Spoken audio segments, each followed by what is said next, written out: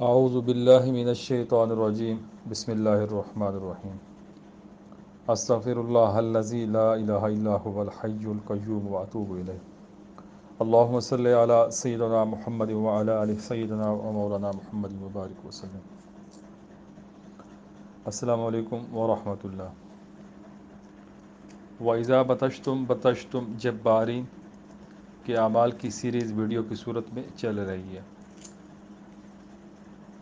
آج ایک ایسا پرتاثیر نقش پیش کر رہا ہوں، اس کو مثلث دو پایا بھی کہتے ہیں۔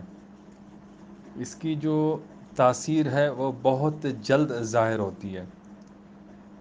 اس آیت مبارکہ سے حروف ظلمانی استخراج کر کے اس سے یہ عمل اور طلسم تیار کیا ہے۔ یہ کسی بھی دو فریقین کے درمیان اگر ناجائز تعلقات ہوں، ان کی آپس میں دشمنی پیدا کرنے کے لیے، عداوت، بغض، نفرت پیدا کرنے کے لیے عمل کیا جاتا ہے۔ کوئی ظالم ہے، ظلم کرتا ہے، اس کو بیمار کرنے کے لیے، کوئی جادوگر ہے، اس کا عمل سلب کرنے کے لیے، اس کے اوپر اس کے اعمال مسلط کرنے کے لیے، کسی کی بربادی کے لیے یہ عمل کیا جاتا ہے، کیا جا سکتا ہے، کیونکہ اس کی جو تاثیر ہے وہ اس طرح کی ہے۔ بالکل یہ انتہائی خطرناک عمل ہے، نقش ہے۔ کل ابجد کے 28 حروف ہیں، اس میں سے 14 حروف نورانی ہیں اور 14 حروف ظلمانی ہیں۔ جو ظلمانی حروف ہیں، وَإِذَا بَطَشْتُمْ بَطَشْتُمْ جَبَّارِینَ، اس آیت مبارکہ کی جن لوگوں نے زکوٰۃ ادا کی ہوئی ہے یا کر رہے ہیں، میرے بتائے ہوئے طریقے سے وہ اس عمل کو استعمال کر سکتے ہیں۔ اسی آیت مبارکہ سے حروف ظلمانی استخراج کر کے ان کا عمل طلسم تیار کیا ہے۔ تو جو لوگ اس آیت مبارکہ کے عامل ہیں، ذاکر ہیں، جب وہ اس نقش کو لکھیں گے، استعمال کریں گے، مقصد جائز ہو، جائز امور میں، تو انشاءاللہ ان کو کامیابی یقینی ہوگی۔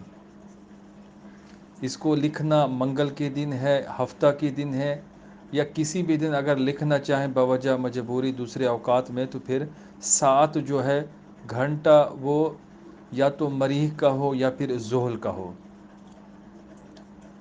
دو نحس سیاروں کی آپس میں نحس نظر ہو، تربیع ہو، مقابلہ ہو، تب بھی اس کو اگر لکھیں گے تو اس کے رزلٹ آپ کو خاطر خواہ ملیں گے۔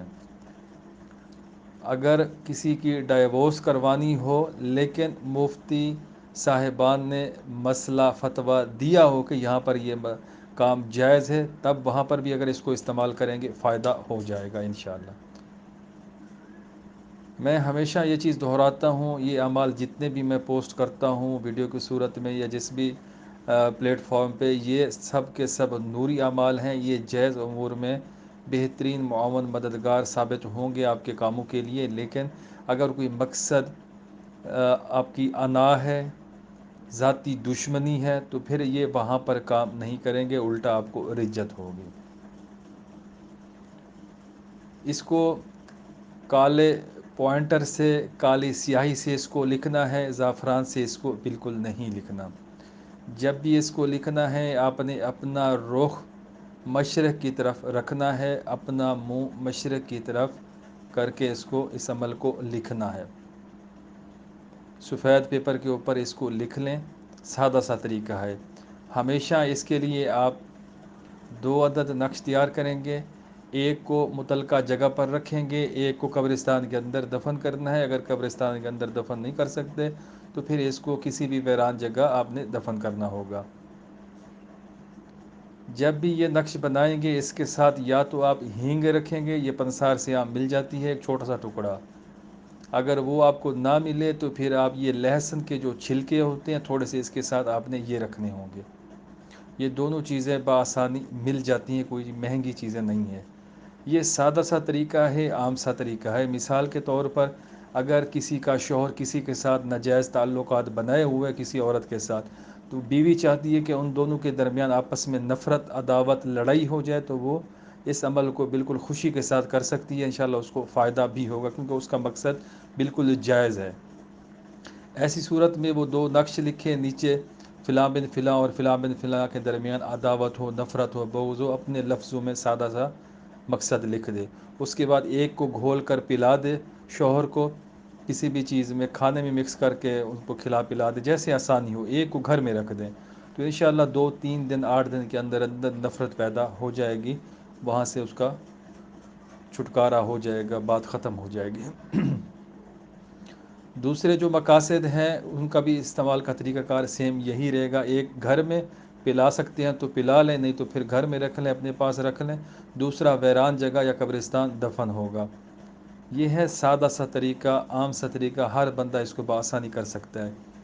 اس کا جو اصل طریقہ ہے وہ میں نے اپنی کتاب زہد الاعمال میں درج کیا ہوا ہے، اس میں یہ جو کفن ملتا ہے، کفن کے کپڑے کے اوپر اس نقش کو بنایا جاتا ہے، اس کے ساتھ کافور رکھا جاتا ہے، پھر اس کو مختلف چیزوں کی دھونی دی جاتی ہے ترتیب کے ساتھ، پھر اس کو دو قبروں کے بیچ میں رکھا جاتا ہے، تب وہ چیز بہت ہی خطرناک ہو جاتی ہے، ایمرجنسی کی صورت میں وہ چیز استعمال ہوتی ہے۔ وہ ان شاء اللہ تعالی جب کتاب پبلش ہوگی تو وہ عمل بالکل تفصیل کے ساتھ آپ لوگوں کے سامنے حاضر ہوں گے۔ فی الحال جو چیز میں نے بتائی ہے، جو چیز ترتیب بتائی ہے، اس کے اوپر عمل درآمد کر کے آپ اپنا مطلوبہ مقصد حاصل کر سکتے ہیں۔ کسی بھی بات کی آپ کو سمجھ نہ آئے تو آپ کمنٹس کریں، پوچھیں، انشاءاللہ میں مکمل رہنمائی کروں گا۔ ویڈیو کو لائک کرنا ہے، شیئر کرنا ہے۔